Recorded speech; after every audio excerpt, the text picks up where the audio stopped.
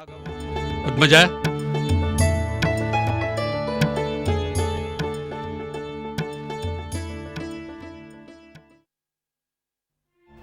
வாங்கோண்ணா. நீங்க இவ்வளவு நாள் வெளியூர்ல போய் தங்கினதே கிடையாது.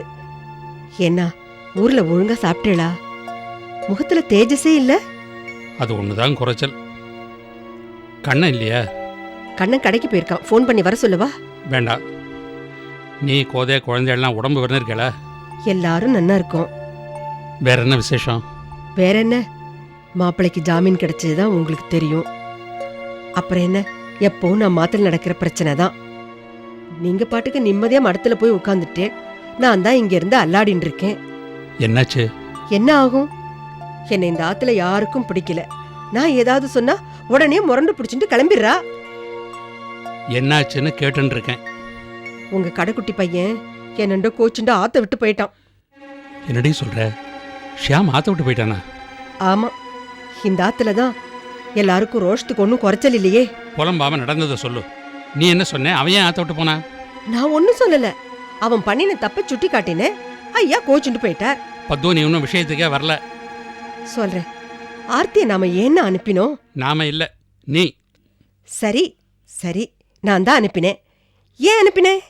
அவ மனுஷா நம்ம பொண்ணை எடுத்தெறிஞ்சு பேசினா, அதுக்காக நானும் சளைச்சவில்லைன்னு காமிச்சேன். இது தப்பா? ஷியாம் என்ன பண்ணணும்? நிலைமைய புரிஞ்சுண்டு எனக்கு சப்போர்ட் பண்ணுமா இல்லையா? அதை விட்டுட்டு அவளை போய் பாக்குறதும் பேசுறதுமா இருந்திருக்கான். அதுவும் இல்லாம ஒரு நாள் அவளை ஆத்துல போய் டிராப் பண்ணிருக்கான். அவ மனுஷாதான் இப்படி ஏதாவது நடக்காதான்னு கொக்கு மாதிரி பாத்துட்டே இருக்காளே. ஷியாம் அங்க போனது அவளுக்கு ரொம்ப வசதியா போயிடுத்து.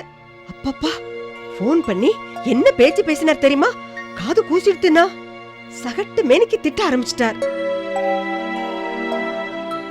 ஏண்டா இதெல்லாம் நமக்கு தேவையான்னு ஷியாமண்ட கேட்டேன். அவன் ஒரு பக்கம் கத்த ஆரம்பிச்சிட்டான்.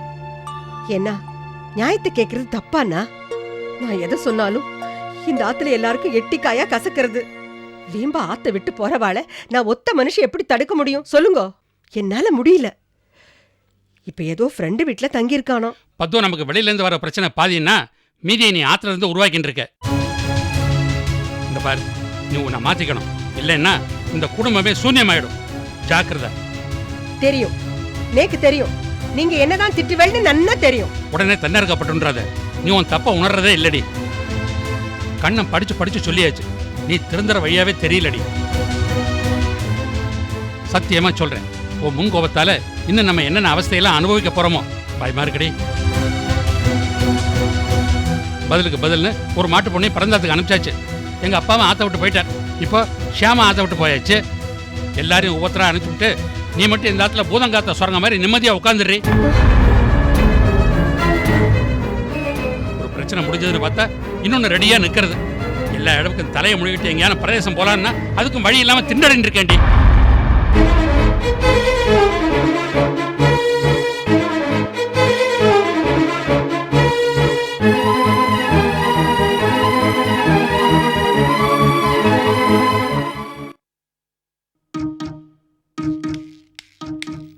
என்ன கொஞ்சம் லேட் ஆயிடுது.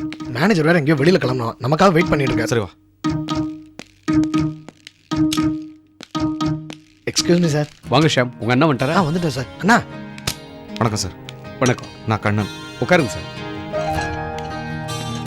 என்ன சார், உங்க தம்பி தனியா பிசினஸ் பண்ணணும்னு முடிவெடுத்துட்டார் போல இருக்கு. அதுக்காக லோன்லாம் வேணும்னு கேட்டாரு. ஆமாம் சார். சொன்னா நான் கூட முதல்ல சின்ன பையன் ஆர்வ கோளாறுல பேசுகிறான்னு நினச்சேன். ஆனால் ரொம்ப தீவிரமாக நம்பிக்கையாக பேசுறது பார்த்து நானும் ஓகே சொல்லிட்டேன் சார். சூர்யா ஸ்வீட்ஸ் ரொம்ப பெரிய இடம். அப்படி இருக்கும்போது நீங்க ஏன் இன்ட்ரெஸ்ட்டுக்கு வாங்கி உங்க தம்பிக்கு பிசினஸ்க்கு ஏற்பாடு பண்றீங்க? சார், சொந்த காசில் ஆரம்பிக்க இவனுக்கு விருப்பம் இல்லை. ரெண்டாவதாக நான் ஏன் ஒத்துக்கிட்டேன்னா, வட்டிக்கு பணம் வாங்கி பிஸ்னஸ் பண்ணுறதுல ஒரு பயம் வரும். மாசமான டியூ கட்டணுமேங்கிற பயம். அந்த கம்பல்ஷன் வந்தாலும் மேலே வந்துடலாமா சார்? ரொம்ப சரியா சொன்னீங்க சார். என்ன பொறுத்த வரைக்கும் உங்க தம்பி ரொம்ப பொறுப்பான ஆளா இருக்காரு. அவரை நம்பி கடன் கொடுக்கலாம். அவரை சந்திச்ச முதல் அறிமுகத்திலேயே எனக்கு இது புரிஞ்சுது. ஒரு முறை கார்ல நான் அவசரமா போய்கிட்டு இருந்தேன். அப்ப கார் திடீர்னு மக்கர் ஆயிடுச்சு. அவர் தான் வந்து பேனட்டை திறந்து ஏதோ மாயாஜலம் பண்ணாரு. கார் திடீர்னு ஸ்டார்ட் ஆயிடுச்சு. அந்த ஸ்பீடும் அந்த ஆர்வமும் இருந்தா போதும், வாழ்க்கையில நிச்சயமா ஜெயிக்கலாம். Thank you sir. இதுல நீங்க ஒரு கையெழுத்து போடுங்க சார்.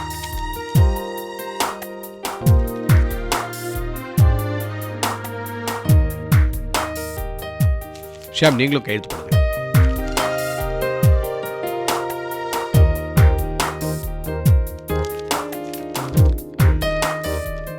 ஷாம், இன்னும் 1 வீக்ல லோனை சாங்ஷன் பண்ணிடுறேன். சர்வீஸ் ஸ்டேஷனுக்கு நல்ல இடமா பார்க்குற வேலையை ஆரம்பிச்சிருங்க. Okay sir. பொறுப்பாக ஒர்க் பண்ணி முன்னேற வழியை பார்க்கணும். நிச்சயமா சார். ஓகே சார், அடுத்த வாரம் வாங்க, பணத்தை வாங்கிக்கலாம். ரொம்ப தேங்க்ஸ். ரொம்ப தேங்க்ஸ் சார். வரேன் sir. Okay sir. Thank you sir.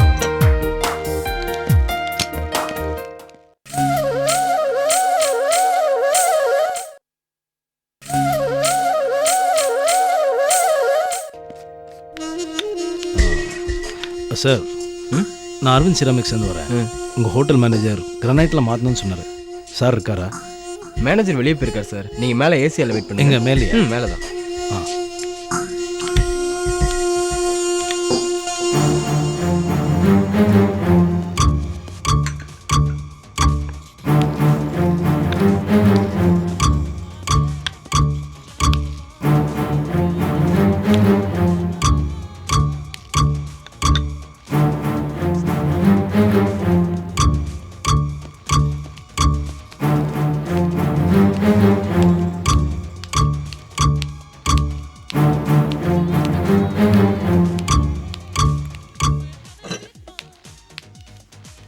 என்ன ராகவன், ஏதோ பேசணும்னு சொல்லி என்ன வர சொன்னீங்க?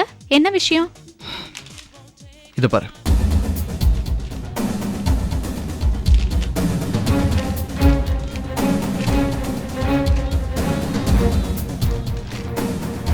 என்னது இது? நான் எனக்காக ஃபிக்ஸட் டெபாசிட்டில் போட்டு வச்சிருக்கிற பணம் அடுத்த மாதம் மெச்சூர் ஆகிடும். கிட்டத்தட்ட 1.25 லட்ச ரூபா வரும். சரி, இது எதுக்கு என்கிட்ட கொடுக்குறீங்க? சௌந்தர்யா, எல்லாத்துக்கும் ஒரு விலை இருக்கு. நீ என்கிட்ட இருந்து வாங்கின 20,000 ரூபாயை உன்னால கொடுக்க முடியாதுன்னு எனக்கு நல்லா தெரியும்.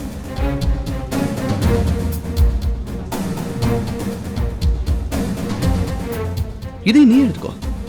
ரெண்டையும் சேர்த்தா ஒரு 1.5 lakhs வரைக்கும் வரும். ஓகே?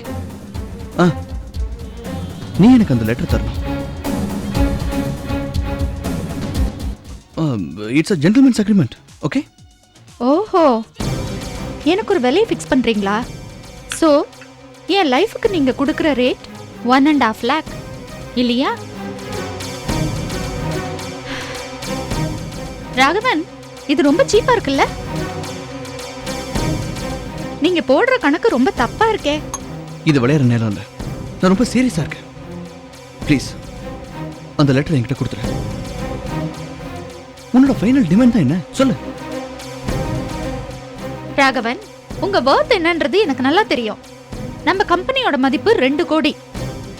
அதுல நீங்க 50% ஷேர் ஹோல்டர். அப்படின்னா உங்க பங்கு 1 கோடி. அப்படிதானே? என்ன பிளாக்மெயில் பண்றியா?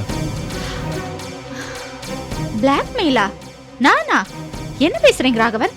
கல்யாணத்துக்கு முன்னாடி நீங்க பேசினதெல்லாம் நான் டேப் பண்ணி வச்சிருந்தேன். அப்ப என்ன நான் உங்களை பிளாக்மெயிலா பண்ணேன்? பாவம் பார்த்து உங்களை கல்யாணம் பண்ணிக்க விடல.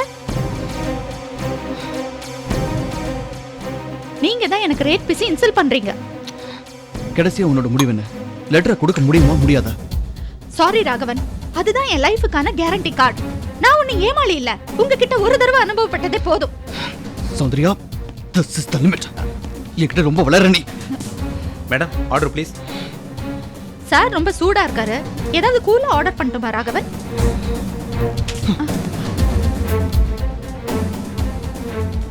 ஒண்ணு வேண்டாம்.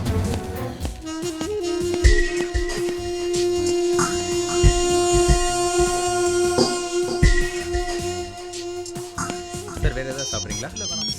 பில் போடலாமா? Okay sir, thank you. ஹலோ, நான் ஸ்ரீனிவாசன் பேசுகிறேன். How are you? I am fine.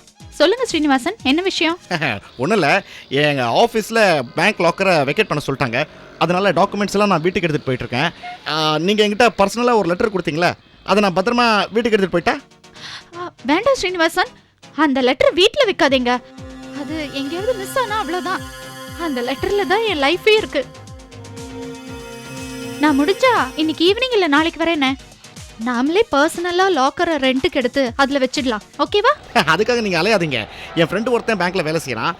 அவன் மூலமாக புது லாக்கரில் இந்த லெட்டர் வைக்க நான் ஏற்பாடு செய்கிறேன். போதுமா? ஓகே, நல்ல ஐடியா. அப்படியே பண்ணுங்க. எனக்கு டைம் ஆயிடுச்சு, நான் அப்புறமா பேசுகிறேன். ஓகே ஓகே, பாய், டேக் கேர். பாய்.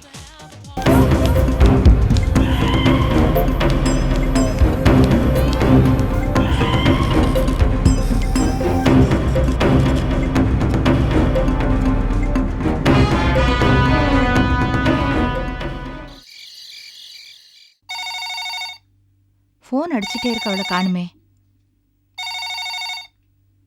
ஹலோ, நான் தாண்டி அம்மா பேசுறேன். அம்மா நல்லா இருக்கியா? உன் மாப்பிள்ள சாப்பிட்டாரா? அதெல்லாம் எப்போ ஆச்சு. மாடியில ரூம்ல படுத்துட்டு இருக்கார்.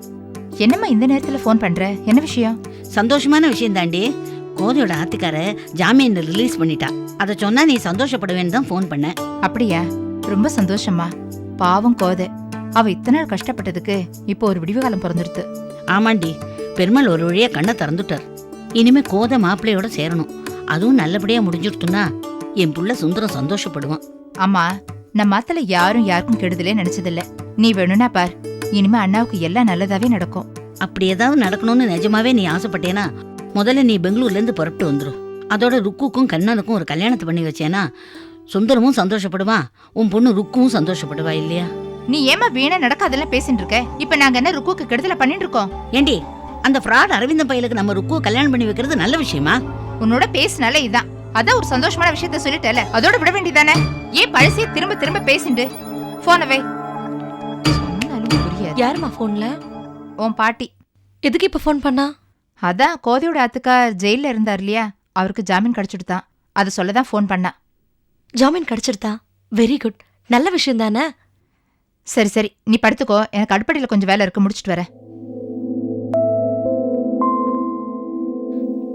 ஜோசியக்காரன் சொன்னதெல்லாம் நடந்துட்டே வருது. கோதையோட ஆத்துக்காருக்கு ஜாமீன் கிடைச்சிடுது. இதே மாதிரி எல்லா பிரச்சனைகளும் ஓஞ்சா கூடிய சீக்கிரத்திலேயே எனக்கும் அவருக்கும் கல்யாணம் நடக்கும்.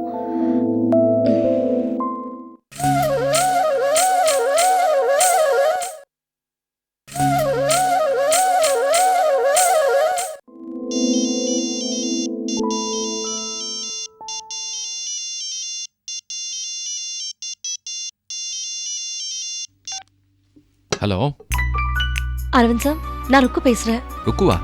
என்ன இந்த நேரத்துல? இன்னும் தூங்க போலையா? ஐயோ, டிஸ்டர்ப் பண்ணிட்டேனா? சாரி. அதெல்லாம் ஒண்ணும் இல்ல, சொல்லுங்க. இல்ல, ஒரு சந்தோஷமான விஷயம் கேள்விப்பட்டேன், அதான் உடனே உங்களுக்கு சொல்லலாம் தான் ஃபோன் பண்ணேன். I am very happy about that. சொல்லுங்க. கோதையோட ஹஸ்பண்ட் ஜெயில இருந்தார் இல்லையா? ஆமா, ராஜா. அவரே தான். அவர் ஜெயில இருந்து ஜாமீன்ல வெளியே வந்துட்டாராம். நீங்க சொன்ன மாதிரியே நான் அவரை விட்டு விலக ஆரம்பிச்ச உடனே அவரோட முதல் பிரச்சனை சால்வ் ஆயிடுது. அதே மாதிரி இந்த 3 மாசத்துக்குள்ள அவரோட எல்லா பிரச்சனையும் சால்வ் ஆயிடுதுன்னா எங்க 2 பேருக்குள்ள நல்லபடியா கல்யாணம் நடந்துரும். இல்ல அரவிந்த் சார்? என்ன சார் அமைதியா இருக்கீங்க? என்ன சொன்னீங்க? அதுக்குள்ள மறந்து போச்சா? என்ன தூக்க கலக்கமா? ஆமா, கலக்கந்தா. அப்போ நான் இனிமே பேச போற எதுவும் உங்களுக்கு புரிய போறது இல்ல. நான் வேணா அப்புறம் ஃபோன் பண்ணி பேசட்டுமா? இல்ல இல்ல, புரியும். நீங்க எல்லாத்தையும் சொல்லுங்க. எல்லாத்தையுமா? இது ராஜா ஜாமீன்ல வந்தது உங்களுக்கு எப்படி தெரியும்? பாட்டி தான் எங்க ஆத்துல இருந்து ஃபோன் பண்ணி அம்மா கிட்ட சொல்லிருக்கா.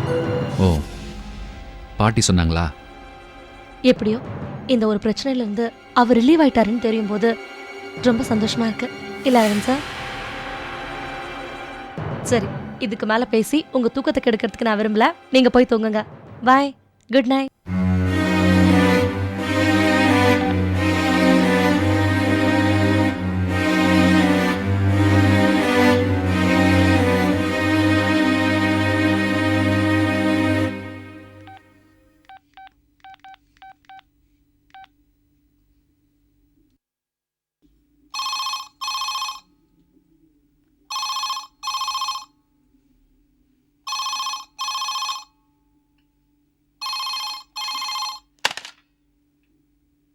ஹலோ. ஹலோ சார், நான் அரவிந்த் கிருஷ்ணா பேசுகிறேன். படுத்துட்டீங்களா? என்னப்பா அது, ராத்திரி 10 மணிக்கு மேலே ஆகிடுது, இப்போ போய் இப்படி கேட்குற? சரி, என்ன விஷயம் சொல்லுப்பா. சார், இந்த ராஜா இருக்கானே, அதான் கண்ணனோட மாப்பிள்ள, அவன் ஜாமீனில் வெளியே வந்துட்டானாமே, அது உண்மையா? என்னப்பா அது, இது என்ன சன் டிவியில் வர ஃப்ளாஷ் நியூஸா? இல்லை பழைய நியூஸுப்பா. ஆமாம், இது உனக்கு எப்படி தெரியும்? எனக்கு இப்போது ருக்மணி ஃபோன் பண்ணி சொன்னா சார். ருக்குவா? அவளுக்கு எப்படி தெரியும்? நான் சொல்லவே இல்லையே. நீங்க சொல்லலைங்கிறது எனக்கும் தெரியும். அப்படின்னா யார் சொல்லியிருப்பா? பாட்டி ஃபோன் பண்ணி சொன்னதா சொன்னா. ஓ. ஆனா ஒன்று மட்டும் சொல்கிறேன் சார், பாட்டிக்கும் ருக்குவுக்கும் இருக்கிற லிங்க்கு ரொம்ப டேஞ்சரஸான விஷயம். அதை முதல்ல கட் பண்ணுங்க. இல்லைன்னா நீங்க நினைக்கிறபடி ருக்குவுக்கு கல்யாணம் நடக்காது. சொல்லிட்டேல்ல, நான் பார்த்துக்கிறேன். Good night sir. Good night Aravind. ஓ, இப்படியெல்லாம் திருட்டு வேலை நடக்குதா?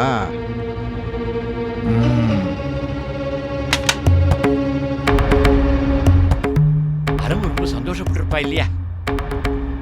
இது உங்களுக்கே நன்னா இருக்கான்னு கேட்கிறேன். நன்னா இல்லாம எதுவுமே நான் பண்ணலையே ஓ, மாப்பிள்ள. ரொம்ப புத்திசாலித்தனமா பேசுறதா நினைப்போ?